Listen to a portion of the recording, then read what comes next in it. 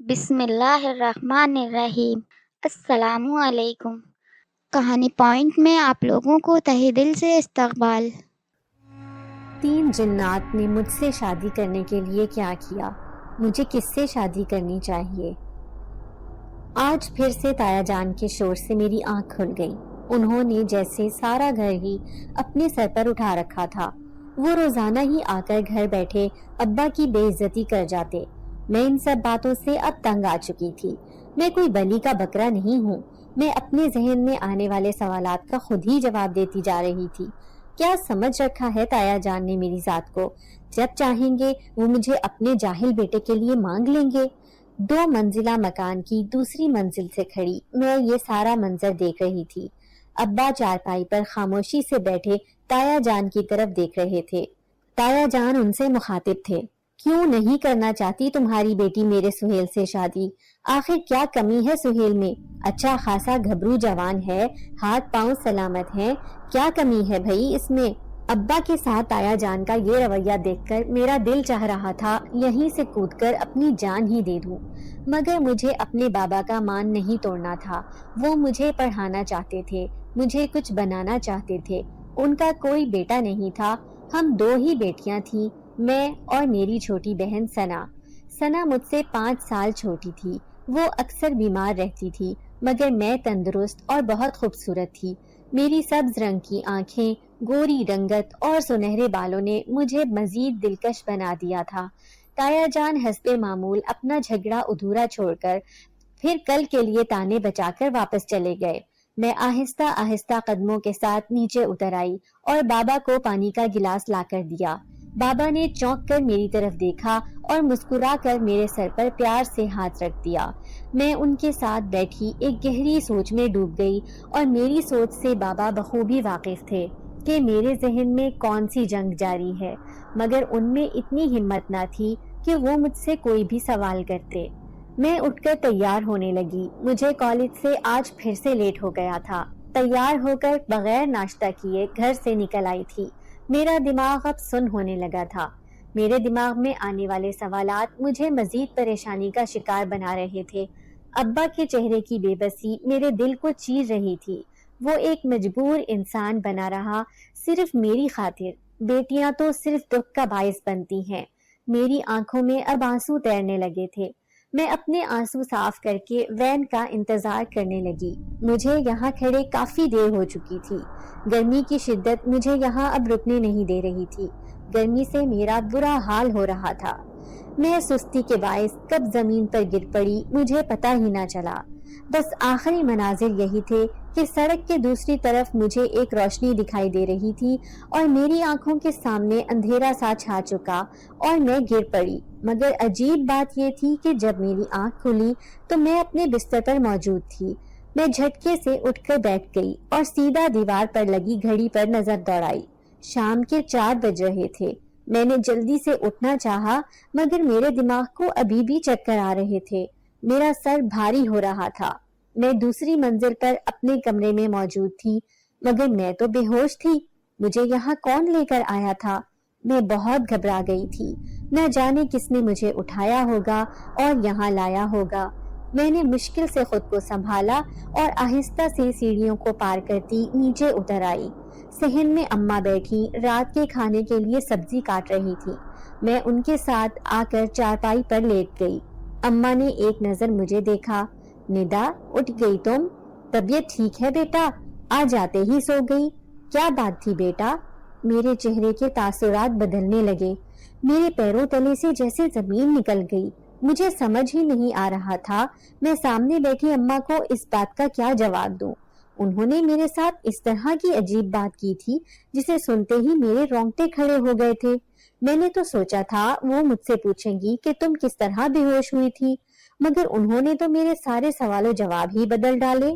میں تو ابھی ان سے پوچھنے ہی والی تھی کہ اماں مجھے یہاں اٹھا کر کون لایا تھا، مگر انہوں نے مجھ سے سوال کر کے مجھے مزید پریشانی میں مبتلا کر دیا تھا۔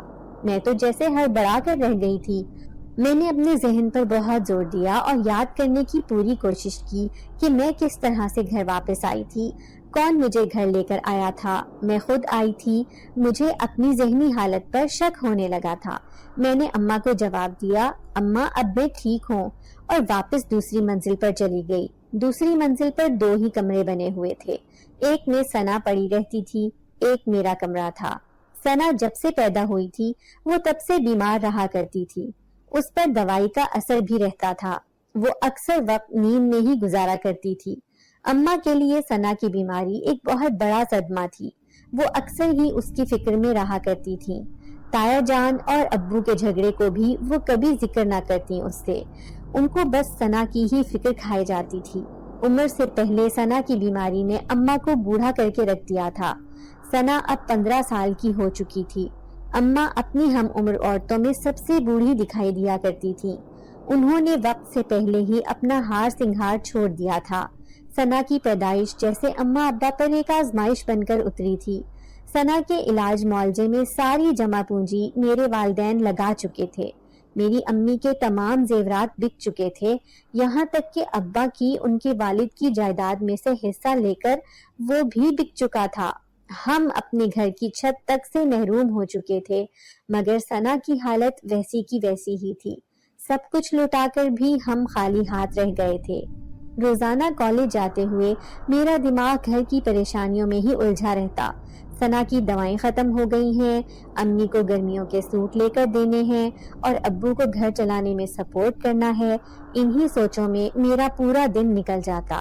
کالج کی لڑکیاں میری خوبصورتی سے بہت متاثر تھیں، اور کوئی بھی لڑکی مجھ سے دوستی کرنے کو اعزاز سمجھتی، لیکن میں لڑکیوں سے زیادہ دوستی نہیں کرتی تھی۔ مجھے پتا تھا کہ لڑکیوں سے دوستی نبھانے میں کتنے خرچے ہوتے ہیں، اور وہ خرچہ میں افورڈ نہیں کر سکتی تھی۔ ایک دن کالج سے گھر جاتے ہوئے مجھے نہایت ہی خوبصورت 3 بلیاں سڑک پر چلتی ہوئی دکھائی دیں۔ میں ان بلیوں کو اگنور کر کے آگے بڑھ جاتی، لیکن پھر مجھے خیال آیا کہ یہ معصوم سی بلیاں اگر کسی گاڑی وغیرہ کے نیچے آ گئیں تو بیچاری اپنی جان سے جائیں گی۔ یہی سوچ کر میں نے ان تینوں کو اٹھایا اور اپنے گھر لے آئی۔ بلیاں اگرچہ کالی تھیں، لیکن ان کی سب آنکھیں نہایت خوبصورت تھیں۔ میں بلیاں گھر لائی تو میری امی کو یہ بات نہایت ناگوار گزری، اور انہوں نے کہا کہ کیا ضرورت تھی ان کالی بلیوں کو گھر لانے کی۔ تو میں نے اپنی امی سے کہا کہ امی، معصوم جانور ہیں۔ ثنا بھی ان بلیوں کو دیکھ کر خوش ہوتی، ان کی سبز آنکھیں اکثر مجھ پر جمی رہتی، جیسے آنکھوں ہی آنکھوں میں وہ مجھے کچھ کہنا چاہتی ہوں۔ اب سارے گھر والے ہی بلیوں سے مانوس ہو رہے تھے۔ کالج سے آنے کے بعد میں بلیوں کو نہلاتی، انہیں دودھ وغیرہ دیتی، میں ان کا خاص خیال رکھنے لگی تھی۔ ایک دن میں کالج جانے کے لیے گھر سے نکلی تو راستے میں مجھے یاد آیا کہ میں نے ابو سے کرایہ تو لیا ہی نہیں۔ میں بس میں بیٹھ چکی تھی اور اب اندر ہی اندر شرمندہ بھی ہو رہی تھی کہ اگر کنڈکٹر نے مجھ سے کرایہ مانگا تو میں اسے کیا دوں گی۔ پھر میں اپنے بیگ کی جیب کھنگالنے لگی کہ شاید کوئی 10 روپے یا 20 روپے مل ہی جائیں۔ جیسے ہی میں نے اپنی بیگ کی سائڈ پاکٹ کھولی تو میں یہ دیکھ کر حیران پریشان رہ گئی کہ ایک نوٹ کی موٹی سی گڈی میرے بیگ کی جیب میں موجود تھی۔ اتنے سارے پیسے، وہ بھی میری جیب میں، آخر کس نے رکھے تھے؟ ان نوٹوں کو دیکھ کر میرے ہاتھ پاؤں ٹھنڈے ہو رہے تھے۔ اتنے میں بس کا کنڈکٹر بھی آ گیا کرایہ وصول کرنے کے لیے۔ اس گڈی میں سے میں نے ایک نوٹ نکالا اور کنڈکٹر کو دے دیا۔ میں خوش ہو رہی تھی کہ آج میں اتنی بڑی شرمندگی سے بچ گئی۔ اگر میں کنڈکٹر کو کہتی کہ میرے پاس کرایہ نہیں ہے تو بس میں موجود سارے لوگوں کے سامنے مجھے کتنی شرمندگی ہوتی۔ کالج میں پورا دن میں اپنے بیگ کو حفاظت سے اپنے ساتھ لے کر گھومتی رہی، جیسے اس میں کوئی قیمتی خزانہ ہو۔ بار بار بیگ کی پاکٹ چیک کرتی کہ کہیں وہ نوٹ کی گڈی غائب نہ ہو گئی ہو۔ مجھے اس وقت پیسوں کی ضرورت تھی کیونکہ ثنا کی دوائیں بھی ختم ہونے والی تھیں، اور میں جانتی تھی کہ ابو کے پاس بھی پیسے نہیں تھے۔ ان پیسوں سے ہمارے بہت سے مسئلے حل ہو سکتے تھے۔ جیسے ہی کالج سے چھٹی ہوئی، کالج کے گیٹ سے نکلنے والی سب سے پہلی لڑکی میں تھی۔ مجھے جلد از جلد گھر پہنچنا تھا۔ میں نے سوچ لیا تھا کہ ان پیسوں کے بارے میں امی وغیرہ کو کچھ نہیں بتاؤں گی، کیونکہ اگر میں نے بتایا تو وہ سوال کریں گے کہ یہ پیسے کہاں سے آئے۔ مجھے یہ سوچنا بھی نہیں تھا کہ پیسے کہاں سے آئے، کیونکہ کسی چیز کی انسان کو ضرورت ہوتی ہے، اگر وہ بن مانگے مل جائے تو انسان کا خوشی سے برا حال ہو جاتا ہے۔ وہی میرے ساتھ ہو رہا تھا۔ امی کو بنا بتائے میں نے ثنا کی دواؤں کا پرچہ اٹھایا اور میڈیکل سٹور پہ جا کر اس کی ساری دوائیں لا کر اس کے سرہانے رکھ دی۔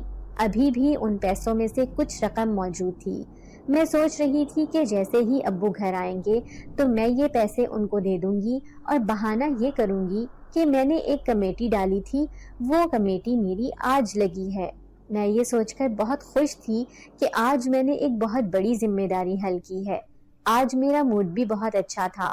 پھر میں نے اپنی تینوں کالی بلیوں کو بلایا اور انہیں پیار کرنے لگی۔ وہ تینوں بھی سبز سبز آنکھیں اٹھا کر مجھے دیکھ رہی تھی۔ پھر میں ان کے لیے کچن میں سے تھوڑا سا دودھ لے آئی اور تینوں کے آگے رکھ دیا۔ وہ مزے لے لے کر دودھ پی رہی تھی۔ شام کو جیسے ہی ابو گھر پر آئے تو میں نے وہ پیسے اٹھا کر انہیں دے دیے۔ آج ویسے ہی ان کی جیب خالی تھی، انہیں وہ پیسے ملے تو وہ بہت خوش ہوئے۔ میں نے ان کو کمیٹی کا بھی کہہ دیا تھا۔ اس میں سے تھوڑے سے پیسے ابو نے امی کو دے دیے اور باقی اپنے پاس رکھ لیے۔ یوں ہی چند دن بیت گئے۔ کالج میں ایک بہت بڑی پارٹی ارینج کی گئی تھی۔ اس پارٹی میں سب لڑکیوں نے بہت اچھے اچھے ڈریس پہن کر آنے تھے۔ میری دوستیں مجھ سے کہہ رہی تھیں کہ تم بھی اس پارٹی میں ضرور آنا۔ وہ تو ویسے ہی میری خوبصورتی کی دیوانی تھیں۔ وہ مجھے کہتی کہ جب تم تیار ہو کر آؤ گی تو بالکل حور پری لگو گی، تم نے بہت خوبصورت ڈریس پہن کر آنا ہے۔ میں سوچنے لگی کہ خوبصورت ڈریس تو دور کی بات ہے، میرے پاس گھر کے لیے ہی ڈھنگ کے کپڑے نہیں ہیں تو میں پارٹی میں کیا پہنوں گی، اور میں نے ان سے کہہ دیا تھا کہ میں پارٹی میں آؤں گی۔ گھر پر جا کر میں اداس بیٹھی ہوئی تھی۔ آج میں نے اپنی بلیوں کو بھی نہیں دیکھا تھا اور نہ ہی انہیں پیار سے بلایا تھا۔ میری امی نے میرا اداس چہرہ دیکھ کر مجھ سے اداسی کی وجہ پوچھی۔ پھر میں منہ لٹکا کر انہیں بتانے لگی کہ کالج میں ایک پارٹی ہے اور میرے پاس اس پارٹی میں پہننے کے لیے ایک بھی سوٹ نہیں ہے، اس کی وجہ سے میں بہت اداس ہوں۔ میری امی مجھے ڈانٹنے لگی کہ تمہیں پتہ ہے گھر کے حالات ایسے ہیں، پھر بھی تم بچوں کی طرح منہ لٹکا کر بیٹھی ہوئی ہو، کوئی ضرورت نہیں ہے فنکشن میں جانے کی۔ اچانک میرے ذہن میں آیا کہ کیوں نہ میں تایا ابو کی بڑی بیٹی روحی سے ڈریس لے کر آتی ہوں، پھر پہن کر اس کو واپس کر دوں گی۔ یہ سوچ کر میں نیچے تایا ابو کے پورشن میں گئی۔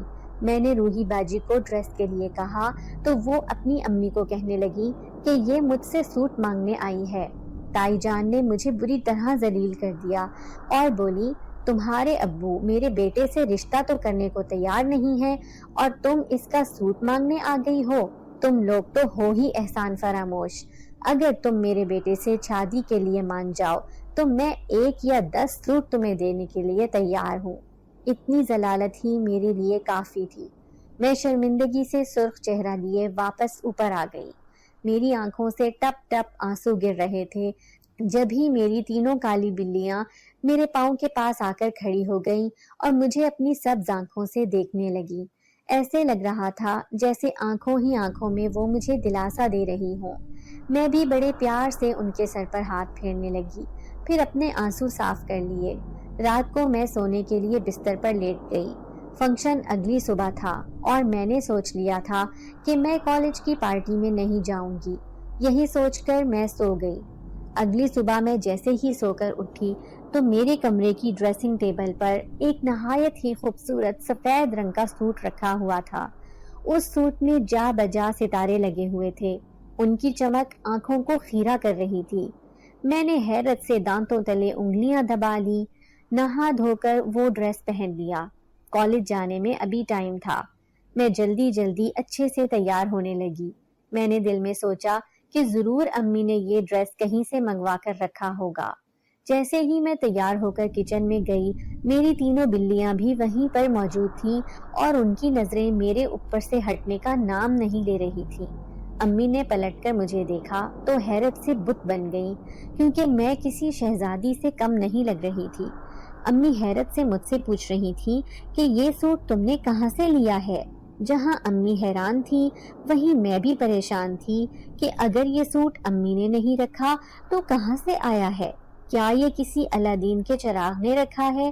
امی نے میری نظر اتاری، پھر دم کر کے مجھے کہا کہ پارٹی سے جلدی آ جانا۔ میں ان کو خدا حافظ کہہ کر نیچے آئی تو گیٹ پر تائی جان اور روحی باجی کھڑی تھی، جو مجھے بڑی حسد بھری نظروں سے دیکھ رہی تھی۔ مجھے ان کی نگاہوں سے کوئی لینا دینا نہیں تھا۔ آج میری فرینڈ نے مجھے پک کرنے کے لیے آنا تھا۔ 2-3 منٹ بعد ہی وہ آ گئی اپنی کار میں۔ میں کار میں بیٹھی ارد گرد کے نظاروں سے لطف اندوز ہو رہی تھی کہ اچانک میری نظر کالی بلیوں کی طرف پڑی۔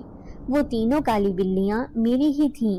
میں حیران تھی کہ وہ گھر سے کب نکل آئیں، کیونکہ صبح تو میں ان کو چھوڑ کر آئی تھی۔ مجھے ان کی فکر بھی ہو رہی تھی کہ وہ کبھی گھر سے دور نہ نکل جائیں۔ میں نے کالج میں پورا فنکشن اٹینڈ نہیں کیا اور میں جلدی گھر آ گئی۔ میں نے گھر آ کر امی کو کہا کہ امی، آپ نے بلیوں کو باہر جانے کیوں دیا؟ وہ باہر سڑک پر پھر رہی تھیں۔ امی نے کہا، اچھا، لیکن وہ تو سارا دن گھر پر ہی تھی، تم نے کوئی اور بلیاں دیکھی ہوں گی۔ مجھے ایسا لگتا ہے کہ جب سے وہ کالی بلیاں ہمارے گھر آئی ہیں تب سے میرے ساتھ بہت اچھا ہو رہا ہے۔ شاید ان کا آنا ہمارے گھر کے لیے اچھا ثابت ہو۔ اب میں ان کا اور اچھے سے خیال رکھنے لگی تھی۔ بلیاں تو میرے بغیر 1 منٹ بھی نہ رہتی تھی۔ زندگی ایسے ہی گزرتی رہتی۔ پھر وہ ہوا جس کا کسی کو خدشہ بھی نہیں تھا۔ میری چھوٹی بہن ثنا کی طبیعت اچانک اتنی خراب ہو گئی کہ اسے فوری طور پر ہسپتال لے جانا پڑا۔ ڈاکٹروں نے اسے فوری طور پر داخل کر لیا اور ہمیں کہا کہ آپ کی بچی کی جان خطرے میں ہے، اس لیے اس کا فوری طور پر آپریشن کرنا پڑے گا۔ میرے ابو بیچارے یہ سنتے ہی ان کے اوسان خطا ہو گئے، کیونکہ آپریشن کے لیے ایک بہت بڑی رقم درکار تھی جو اس وقت ہمارے پاس بالکل بھی نہیں تھی۔ ڈاکٹر نے ابو کو صرف 2 دن کا ٹائم دیا تھا کہ آپ 2 دن کے اندر اندر رقم جمع کروائیں تاکہ ہم آپ کی بچی کا آپریشن کر سکیں۔ ہمارے لیے ثنا کی جان بہت قیمتی تھی اور اسے ہم ہر حال میں ٹھیک اور تندرست دیکھنا چاہتے تھے۔ میں نے ابو کو کہا کہ آپ تایا جان سے بات کریں، ہو سکتا ہے اس مشکل گھڑی میں وہ کوئی ہماری مدد کر دیں۔ ابو جان میری بات سن کر سر ہلانے لگے اور تایا جان کے پاس چلے گئے، لیکن میں جانتی تھی کہ تایا جان ہماری کوئی مدد نہیں کریں گے۔ ان سے بھلائی کی امید رکھنا بھی بیکار تھا۔ ابو جب تایا جان کے پاس سے ہو کر آئے تو بہت پریشان تھے۔ انہوں نے امی کو بتایا کہ بڑے بھائی نے رقم تو دینے کا بولا ہے، لیکن انہوں نے یہ شرط رکھی ہے کہ اگر میں سمیرہ کی شادی سہیل سے کر دوں تو تب ہی وہ مجھے پیسے دے دیں گے۔ میں ان کے اس مشکل گھڑی میں ایسے گھٹیا تقاضے پر دل ہی دل میں غصے سے کانپ رہی تھی۔ میں نے ابو کو کہا کہ ابو، آپ کو ان کی گھٹیا شرائط کو ماننے کی ضرورت نہیں ہے۔ میں کہیں نہ کہیں سے پیسوں کا بندوبست کرتی ہوں، بھلے اس کے لیے مجھے کچھ بھی کرنا پڑے۔ آپ پریشان مت ہوں۔ اپنے ابو کو دلاسا دینے کے بعد میں گھر واپس آ گئی۔ میں نے گھر آ کر دیکھا تو میری تینوں بلیاں جیسے میرا انتظار ہی تو کر رہی تھیں۔ وہ بھاگتی ہوئی میرے پاس آئیں اور میرے قدموں میں لوٹنے لگیں۔ مجھے ان کے اس پیار بھرے انداز پر بے اختیار پیار آ گیا۔ میں ان تینوں کے جسم پر ہلکے ہلکے سے ہاتھ پھیرنے لگی۔ مجھے اب جلد از جلد کچھ نہ کچھ کرنا تھا۔ بہن کے آپریشن کے لیے بہت بڑی رقم کی ضرورت تھی جو مجھے ہی کہیں نہ کہیں سے ارینج کرنی تھی۔ میں گم سم سی بیٹھی تھی۔ میرے دماغ میں کچھ بھی نہیں آ رہا تھا کہ آخر میں کس سے مدد مانگوں۔ اپنے دماغ کو پرسکون کرنے کے لیے میں چھت پر چلی گئی۔ تیسری منزل پر ویسے ہی کوئی نہیں آتا جاتا تھا، کیونکہ یہاں پر سوائے کاٹ کباڑ کے کچھ بھی نہیں پڑا تھا۔ رات کے 12 بجنے والے تھے۔ تبھی میں نے اپنے پیچھے میاؤں میاؤں کی آواز سنی۔ وہ تینوں بلیاں بھی میرے ساتھ ہی تیسری منزل پر آ گئی تھیں اور اب میاؤں میاؤں کر کے پتہ نہیں کس چیز کی طرف اشارہ کر رہی تھیں۔ میں اپنی پریشانی میں گم ان کی بات سمجھ ہی نہیں پا رہی تھی کہ آخر وہ مجھ سے کیا کہنا چاہتی ہیں۔ تینوں ہی میاؤں میاؤں کر کے بہت زیادہ شور کر رہی تھیں۔ اب مجھے ان کے اتنا زیادہ بولنے سے خوف بھی محسوس ہو رہا تھا۔ آخر ان کے اتنا اشارہ کرنے پر میں اسی جگہ پر دیکھنے لگی جہاں پر وہ اشارہ کر کے مجھے کچھ بتا رہی تھی۔ وہ چھت کی دائیں جانب اشارہ کر رہی تھی۔ وہ تینوں آگے آگے اور میں ان کے پیچھے پیچھے چلنے لگے۔ پھر وہ چھت کے ایک طرف جا کر رک گئیں، پھر منہ سے پڑا ہوا کچرا اٹھانے لگیں۔ وہ تینوں شاید مجھے کچھ بتانا چاہتی تھیں۔ میں بھی ان کی مدد کرنے لگی اور وہ کچرا اٹھانے لگی۔ کچرا بہت سارا ہٹ گیا تو کچرے کے نیچے سے مجھے ایک کالے رنگ کا بیگ نظر آیا۔ بیگ بہت پرانا سا تھا، بیگ میں شاید کچھ سامان بھی پڑا تھا۔ جیسے ہی مجھے وہ بیگ ملا، بلیوں نے میاؤں میاؤں کرنا بھی بند کر دیا تھا۔ اب وہ مجھے اس بیگ کے کھولنے کا اشارہ کر رہی تھی۔ میں نے غیر ارادی طور پر بیگ کی زپ کھولی۔ بیگ کھولتے ہی جو چیز میرے سامنے تھی، مجھے اپنی آنکھوں پر یقین نہیں آ رہا تھا کہ میرے ساتھ ایسا بھی ہو سکتا ہے۔ بیگ میں لاتعداد سونے کے سکے اور ہیرے چمک رہے تھے۔ میں نے جلدی سے بیگ کی زپ دوبارہ بند کر دی، پھر کھول کے دیکھا اور پھر بند کر دی۔ سونے کے سکے اور ہیرے اپنی پوری آب و تاب سے چمک رہے تھے۔ ایسے ہی چمک ان بلیوں کی آنکھوں میں تھی جو مجھے ایسے دیکھ رہی تھی جیسے کسی محبوب کو دیکھا جاتا ہے۔ مجھے بے اختیار ان پر بہت پیار آ رہا تھا۔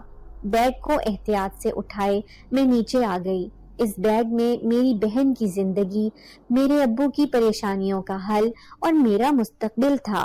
ایسے ٹائم پہ میری مدد جس نے بھی کی تھی، میں اس کی بے حد احسان مند تھی۔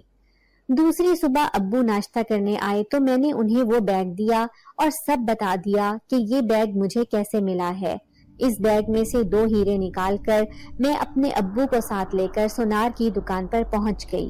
سونار نے جب ان ہیروں کو دیکھا تو حیران رہ گیا۔ ہمیں اس نے کہا کہ یہ ہیرے تو بہت قیمتی ہیں، آپ لوگوں کے پاس کہاں سے آئے؟ میرے ابو نے یوں ہی بات بنا دی کہ یہ ہیرے جب کے ہیں جب ہم انڈیا سے ہجرت کر کے پاکستان آئے تھے۔ وہ سونار میرے ابو کی بات سن کر مطمئن ہو گیا اور ان ہیروں کے بدلے میں اس نے ہمیں ایک موٹی تگڑی رقم دے دی۔ اس رقم سے ثنا کا آپریشن ہو گیا۔ آپریشن کے بعد وہ گھر آ چکی تھی اور تیزی سے صحت یاب ہو رہی تھی۔ اب ہمارے پاس اتنی دولت تھی کہ یہ ہماری زندگی کے تمام مسائل کا حل ہو سکتی تھی۔ میرے تایا جان کی فیملی بہت حیران تھی کہ یہ لوگ راتوں رات کیسے ثنا کا آپریشن کروا کر اسے گھر بھی لے آئے۔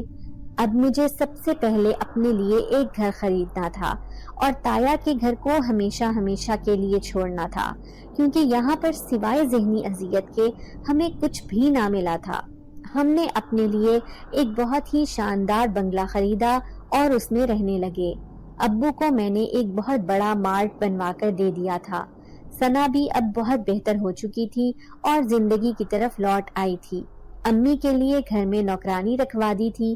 اب وہ گھر کا کوئی بھی کام نہیں کرتی تھی بلکہ صرف آرام کرتی تھی۔ ان سب میں جو ایک چیز ہماری زندگی میں کم ہو گئی تھی وہ تھی ہماری وہ پیاری بلیاں جو نہ جانے مجھ سے ناراض تھیں یا پتہ نہیں کیا ہوا تھا جو مجھے چھوڑ کر چلی گئی تھی کہ ان کا کچھ اتا پتا بھی نہیں تھا۔ مجھے ان بلیوں کی شدت سے یاد آتی۔ میں سوچتی کہ اگر وہ مجھے اس دن اس بیگ کے بارے میں نہ بتاتی تو شاید مجھے کبھی بھی کچھ پتا نہیں چلتا۔ ایک دن میں اپنے کمرے میں سو رہی تھی کہ آدھی رات کو مجھے محسوس ہوا جیسے کوئی 3 سائے میرے کمرے میں کھڑے ہیں۔ کمرے میں دھیمی سی روشنی تھی۔ مجھے ایسا لگا کہ میں نیند میں ہوں تو شاید اسی وجہ سے مجھے یہ محسوس ہو رہا ہے۔ میں نے بڑی لائٹ آن کی اور کمرے کے چاروں طرف دیکھنے لگی۔ سب کچھ صحیح تھا۔ میں مطمئن ہو گئی کہ یہ میرا وہم ہی تھا اور پھر لائٹ بند کر کے سونے کی کوشش کرنے لگی۔ تھوڑی دیر گزری تھی اور میں غنودگی کی کیفیت میں تھی۔ ایک بار پھر مجھے اپنے کمرے میں کچھ عجیب سا محسوس ہوا، جیسے کسی نے کمرے کے پردے کو زور زور سے ہلایا ہو۔ کھڑکی بھی بند تھی تو ہوا کے تو آنے کا سوال ہی نہیں تھا۔ پھر پردے اپنے آپ کیسے ہل رہے ہیں؟ اب میں اٹھ کر بیٹھ گئی اور کمرے کی لائٹ کو ایک بار پھر آن کر لیا۔ کمرے میں ہر چیز واضح تھی، کوئی بھی حرکت محسوس نہیں ہو رہی تھی۔ میں اٹھ کر کھڑکی سے باہر دیکھنے لگی۔ مجھے لان کی سائڈ پہ درخت کے نیچے واضح طور پر 3 سائے نظر آ رہے تھے۔ مجھے اپنی آنکھوں پر یقین نہیں آ رہا تھا۔ اس کا مطلب ہے کہ یہ میرا وہم نہیں بلکہ حقیقت تھی۔ میں نے گھڑی کی طرف دیکھا تو رات کے 2 بج رہے تھے۔ جلدی سے کھڑکی کے پردے کو برابر کر دیا۔ ہاتھوں میں ٹھنڈے ٹھنڈے پسینے آ رہے تھے تو جسم بھی پوری طرح لرز رہا تھا۔ میری اتنی بھی ہمت نہیں ہو رہی تھی کہ میں امی ابو کے کمرے تک ہی چلی جاتی. ٹانگے جیسے جسم کا ساتھ دینے سے بھی انکاری تھی. بھلا رات کے ٹائم یہ سائے کس کے ہو سکتے ہیں؟ وہ پوری رات میری بستر پر ڈرتے اور کروٹ لیتے گزری. میں صبح اٹھی تو میری طبیعت بہت ڈاؤن تھی. جاگنے کی وجہ سے آنکھیں بھی سرخ ہو رہی تھیں. ناشتے کی ٹیبل پر ہم سب جمع تھے. ابو نے مجھے دیکھا تو پریشانی سے بولے کہ بیٹا کیا بات ہے، تمہاری طبیعت تو ٹھیک ہے؟ میں اپنے ابو کو کچھ بھی بتا کر پریشان نہیں کرنا چاہتی تھی، اس لیے کہا کہ یوں ہی بس ہلکا سا سر میں درد ہو رہا ہے. ناشتہ کرنے کو بھی دل نہیں چاہ رہا تھا. عجیب سی کیفیت ہو رہی تھی. میں پورا دن کسل مندی سے صوفے پر پڑی رہی. اب میں خوفزدہ تھی کہ رات آنے والی ہے، کہیں گزری رات کی طرح میرے ساتھ وہی نہ ہو جو کل ہوا تھا. لیکن مجھے یہ نہیں پتا تھا کہ آنے والی رات اس سے بھی زیادہ بھیانک ہوگی. آج پھر سونے کے لیے میں اپنے کمرے میں لیٹ گئی تھی. میں نے کھڑکی وغیرہ اچھے سے بند کی، پردے برابر کر کے بستر پر لیٹ گئی. ابھی آدھی رات ہی گزری تھی کہ مجھے شدید گھٹن محسوس ہونے لگی. مجھے ایسا لگا جیسے کوئی میرا گلا دبا رہا ہے. میں اپنے جسم پر شدید دباؤ محسوس کر رہی تھی. میں اٹھنے کی کوشش کر رہی تھی لیکن میرا جسم میرا ساتھ دینے سے انکاری تھا. پسینے سے شرابور میں کسی کو اپنی مدد کے لیے پکار رہی تھی لیکن میرا حلق سوکھ چکا تھا. 15-20 منٹ تک میری یہی کیفیت رہی. پھر بڑی مشکل سے میں اٹھی. جگ میں سے پانی لے کر میں نے پانی پیا. کمرے کی لائٹ کو میں نے آن کیا. میں شدید ذہنی دباؤ کا شکار ہو رہی تھی کہ آخر میرے ساتھ یہ کیا ہو رہا ہے. میں دوبارہ بستر پر لیٹ گئی اور پھر سے سونے کی کوشش کرنے لگی. آدھے گھنٹے کے بعد میں پھر غنودگی کی کیفیت میں چلی گئی. تھوڑی ہی دیر گزری تھی، مجھے ایسا محسوس ہوا جیسے مجھے کوئی گھسیٹ رہا ہے. میں لاکھ اپنا آپ چھڑانے کی کوشش کر رہی تھی لیکن مجھے اپنے جسم پر اختیار نہیں رہا تھا. پھر میری آنکھ کھلی تو میں نے اپنے آپ کو لان کے بیچوں بیچ ایک درخت کے نیچے پایا. کوئی تھا جو مجھے یہاں گھسیٹ کر لے آیا تھا. مجھے آج پتا چلا تھا کہ خوف کس چیز کا نام ہے. ہوا کے شور سے درختوں کی سائیں سائیں کی آواز اور خوفناک منظر پیش کر رہی تھی. لان کے بیچوں بیچ کھڑی میں چاروں طرف نظر گھما گھما کر دیکھ رہی تھی کہ شاید مجھے کوئی نظر آ جائے. پھر میں زور زور سے چلانے لگی، کون ہے جو مجھے یوں تنگ کر رہا ہے؟ آخر سامنے کیوں نہیں آتے؟ اتنی ہمت ہے تو سامنے آ کر دکھاؤ. میرے یہ کہنے کی دیر تھی کہ مجھے ایسا لگا جیسے پچھلی طرف سے درخت سے کوئی کودا ہے. میں نے پیچھے مڑ کے دیکھا. درخت کے نیچے ایک سایہ سا چلتا ہوا دکھائی دیا. سایہ ہاتھوں کی مدد سے درخت پر چڑھ رہا تھا. میں حیرت سے گنگ کھڑی تھی. میری پلکیں تک نہیں جھپک رہی تھی اور جسم بالکل سن ہو چکا تھا. میرے ساتھ جو بھی ہو رہا تھا کوئی پراسرار معاملات تھے، کوئی ہوائی چیز تھی جو مجھے مسلسل تنگ کیے جا رہی تھی. پھر میں نے جلدی جلدی آیت الکرسی کا ورد کرنا شروع کر دیا. قدموں کو گھسیٹتے گھسیٹتے بمشکل میں اپنے کمرے میں آ گئی. صبح جب میں سو کر اٹھی تو میرا پورا جسم شدید بخار کی لپیٹ میں تھا. میری امی سرہانے بیٹھی میرے سر پر پٹیاں رکھ رہی تھی. میرے ابو پریشان سے کھڑے تھے.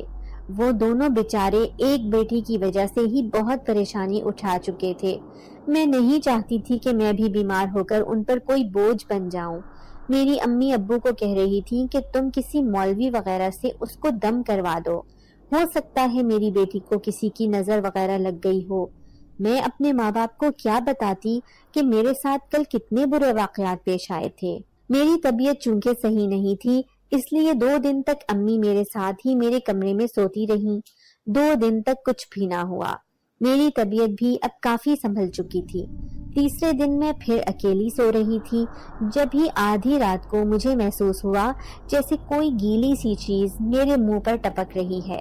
میں نیند کی کیفیت میں اپنے چہرے پر ہاتھ پھیرنے لگی. جیسے ہی میں نے اپنے ہاتھ کو دیکھا میں جھٹکے سے اٹھ گئی.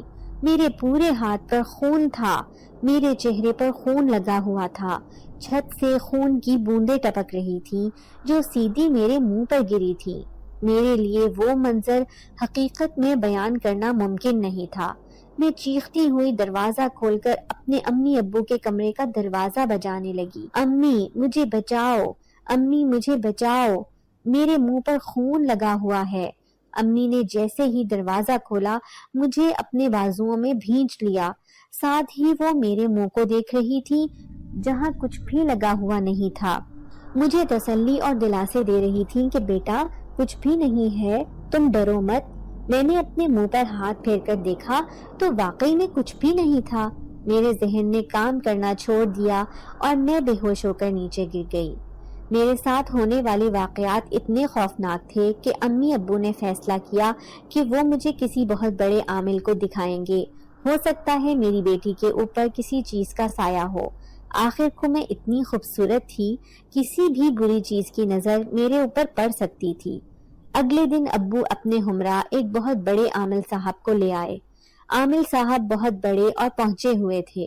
انہوں نے میرے سر پر ہاتھ رکھ کر مجھے دم کیا، پھر ابو کو کہا کہ مجھے آپ کی بیٹی کا حساب کرنا پڑے گا اور جو بھی حساب میں آئے گا اس کے بعد ہی پتہ چلے گا کہ آپ کی بیٹی کے ساتھ یہ سب کیوں ہو رہا ہے۔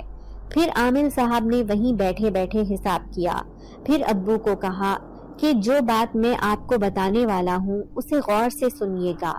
آپ کی بیٹی پر کسی نے کالا جادو کر دیا ہے، اس کا پتلا بنا کر ان لوگوں نے زمین میں دفن کر دیا ہے۔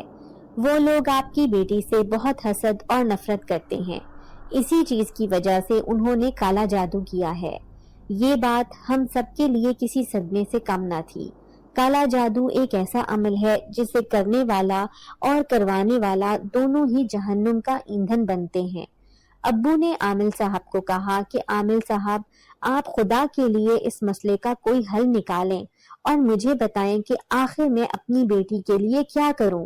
عامل صاحب نے کہا کہ سب سے پہلے میں عمل کے ذریعے یہ پتہ لگانے کی کوشش کرتا ہوں کہ اس بیٹی کا پتلا کہاں بنا کر دفن کیا گیا ہے۔ عامل صاحب عمل کرنے لگے۔ اچانک ہی تیز تیز ہوائیں چلنے لگیں، کھڑکیاں اور دروازے زور زور سے بجنے لگے۔ اس سے پہلے کہ ہم ڈرتے اور پریشان ہوتے، عامل صاحب نے ہمیں اشارہ کیا کہ آپ لوگ چپ بیٹھے رہیں۔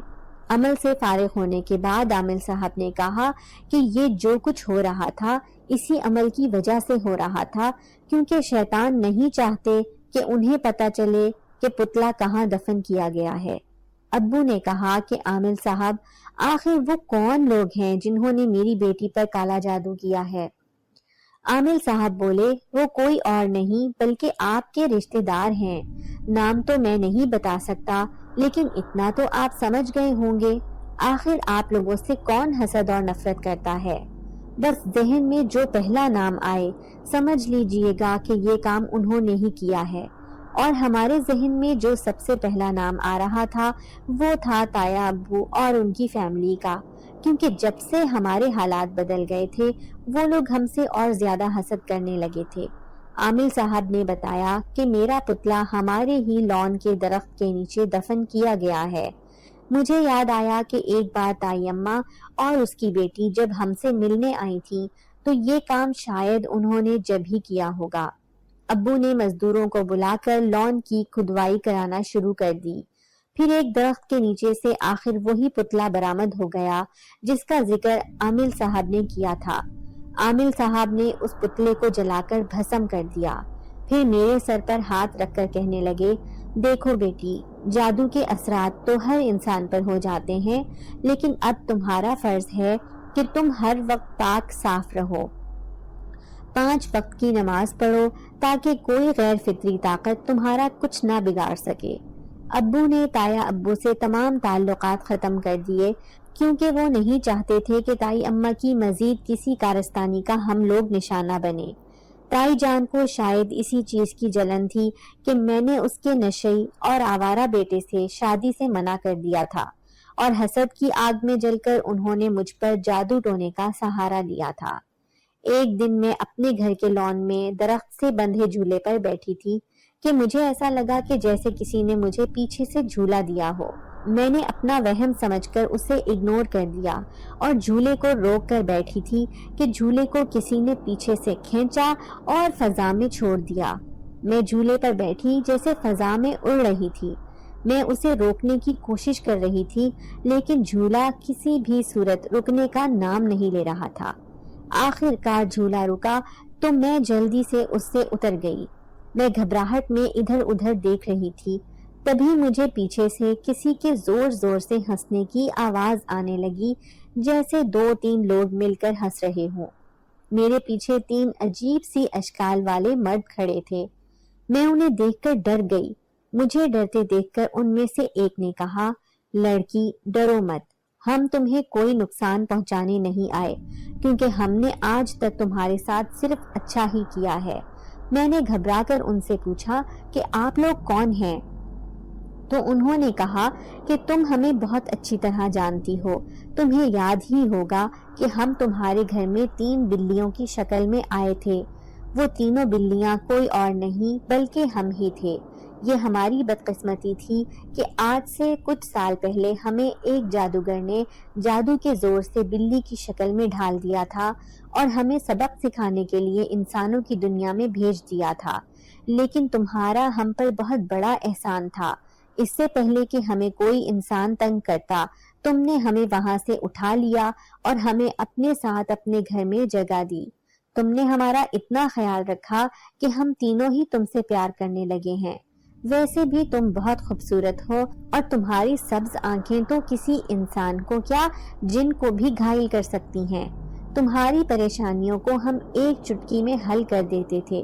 ہم نے تمہیں جب اپنی بہن کے لیے پریشان دیکھا تو زمین کے نیچے سے دبا ہوا خزانہ نکال کر تمہارے حوالے کر دیا تاکہ تم اپنی پریشانیوں کو خوشی میں بدل دو، اور پھر تھوڑے عرصے کے لیے ہم تمہاری زندگی سے غائب ہو گئے۔ اب چونکہ اس جادوگر کا جادو کا اثر ہم پر سے ختم ہو گیا ہے تو ہم اپنی اصل حالت میں واپس آ گئے ہیں اور ہمیں تمہارا ساتھ ہر حال میں چاہیے۔ ہم نے تم پر اتنے احسان کیے ہیں، اس لیے ہم چاہتے ہیں کہ تم ہم تینوں میں سے کسی ایک کے ساتھ شادی کر لو۔ میں ان تینوں جنات کی باتیں حیرت اور خوف سے سن رہی تھی۔ بلا شبہ ان کی ایک ایک بات میں حقیقت تھی۔ وہ لوگ میرے جواب کے منتظر تھے۔ میں انہیں کیا جواب دیتی؟ میرا دماغ ابھی بالکل بھی کام نہیں کر رہا تھا۔ میں نے دل میں سوچا کہ میں انہیں کسی صورت بھی ناراض نہیں کروں گی۔ پھر میں نے ان سے کہا، مجھے سوچنے کے لیے تھوڑا ٹائم دو، کیونکہ ابھی میں کوئی فیصلہ نہیں کر سکتی، لیکن میں تمہیں اپنے فیصلے کے بارے میں جلد ہی آگاہ کر دوں گی۔ وہ تینوں میری بات سن کر بہت خوش ہوئے اور مجھ سے کہنے لگے کہ ہم تمہارا انتظار کریں گے۔ میں نے اس بات میں سر ہلایا اور پھر وہ تینوں ہنستے ہوئے وہاں سے غائب ہو گئے۔ آسمان سے گرا کھجور میں اٹکا کی مثال کے مطابق میں ایک نئی مصیبت میں گرفتار ہو چکی تھی۔ ڈرتے کانپتے میں گھر کے لاؤنج میں آ گئی۔ وہاں میری چھوٹی بہن ثنا بیٹھی تھی۔ اس نے مجھے غور سے دیکھا اور کہا، آپی، آپ باہر لان میں کس سے باتیں کر رہی تھی؟ میں اس کی بات پر چونک گئی تھی۔ دل میں سوچا کہ ثنا مجھے ضرور ان جنات سے باتیں کرتے ہوئے دیکھ چکی ہے۔ مجھے کچھ سمجھ نہیں آ رہی تھی کہ میں اسے کیا جواب دوں۔ پھر اسے بہلانے کی خاطر میں نے بہانہ بنا دیا کہ میں درختوں پر بیٹھی ہوئی چڑیوں سے باتیں کر رہی تھی۔ وہ میری باتیں سن کر ہنسنے لگی اور بولی کہ آپی، بھلا چڑیوں سے بھی کوئی باتیں کرتا ہے؟ میں بھی جواب میں ہنسنے لگی۔ اپنی طرف سے میں نے اسے مطمئن کر دیا تھا، لیکن میں دل ہی دل میں ڈر بھی رہی تھی کہ کہیں یہ امی ابو کو کچھ نہ بتا دے۔ اس لیے میں نے اسے سمجھایا کہ دیکھو ثنا، تم امی ابو کو کوئی بھی بات بتا کر پریشان مت کرنا، وہ پہلے ہی ہماری وجہ سے بہت پریشان رہتے ہیں۔ ثنا نے کہا کہ آپی، آپ فکر مت کریں، میں کچھ بھی نہیں بتاؤں گی۔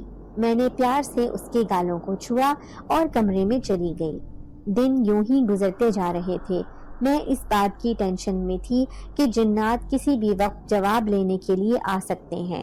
ان سے پیچھا چھڑانا میرے لیے ناممکن ہے۔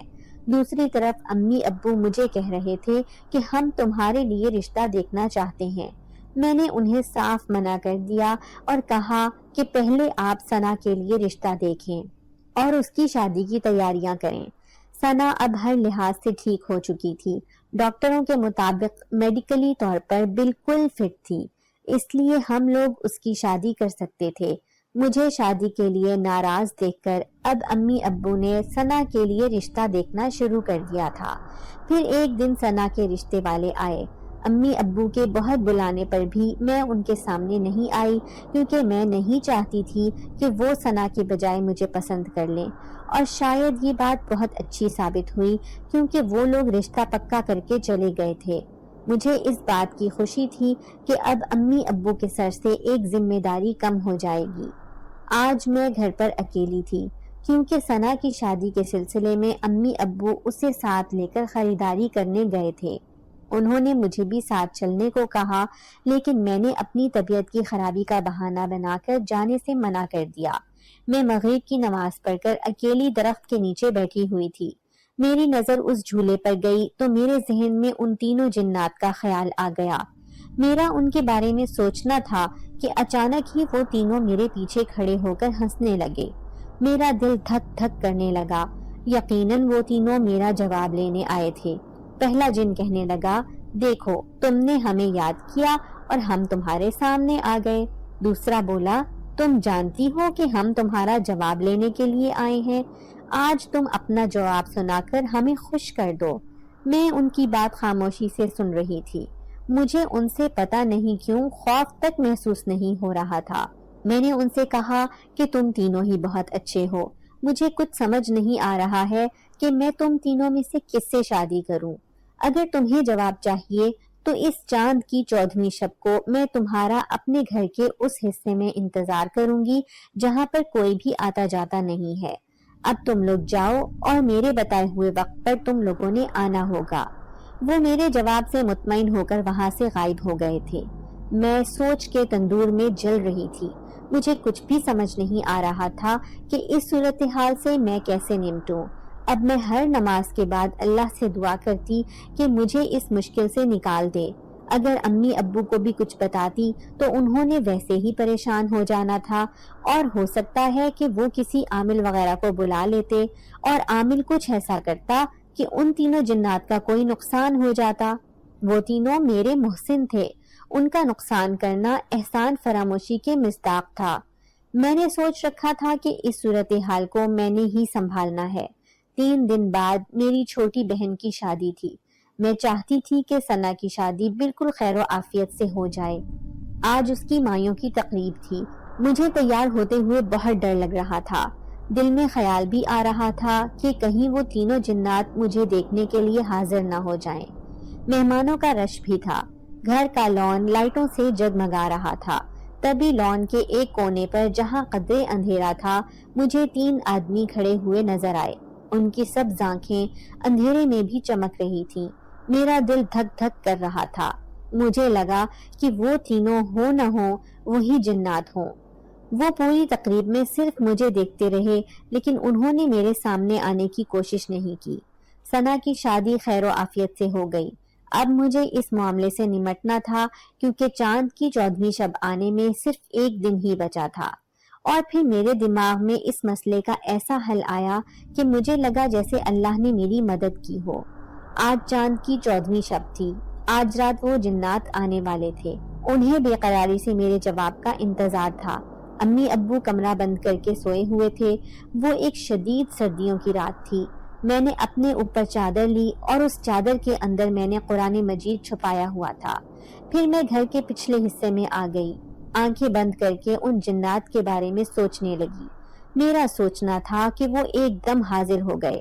ان میں سے ایک کہنے لگا، یقیناً تم نے اتنے دنوں میں اپنا جواب سوچ لیا ہوگا۔ چلو اب جلدی سے ہمیں بتا دو کہ تمہارا جواب کیا ہے۔ میں نے چادر میں سے قرآن مجید نکالا، پھر ان سے کہنے لگی، کیا تم تینوں مسلمان جنات ہو؟ وہ تینوں جنات بولے، ہاں ہم مسلمان ہیں۔ میں نے کہا، اچھا پھر میں تمہیں کچھ سناتی ہوں۔ پھر میں نے انہیں قرآن مجید کی چند آیات سنائی جن کا ترجمہ تھا کہ میں نے جنوں اور انسانوں کو اپنی عبادت کے لیے پیدا کیا ہے۔